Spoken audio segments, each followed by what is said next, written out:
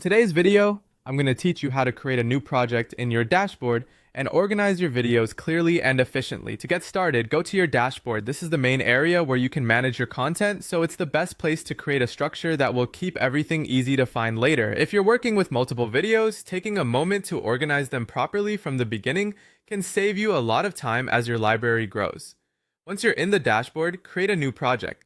This project will act like a container for related videos, helping you group content together in a way that makes sense for your workflow. After selecting the option to make a new project, give it a clear and recognizable name. Try to choose a name that instantly tells you what kind of content belongs there. The goal is to make your projects easy to scan at a glance, especially if you plan to create many of them over time. After naming the project, move your videos inside it. This step is important because it brings all related content into one place.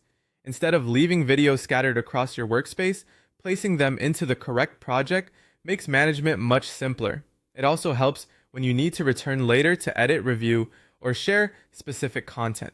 As you move your videos, double check that each one belongs in the right place so your project stays clean and organized. A good way to organize your projects is by topic, campaign, or client. For example, if you create educational content, grouping videos by topic can help you keep similar material together. If you're working on promotions or launches, organizing by campaign can make it easier to track everything connected to that effort.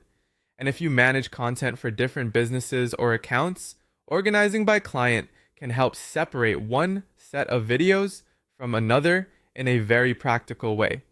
The key idea here is consistency. Choose an organization method that fits how you work and keep using it across your dashboard.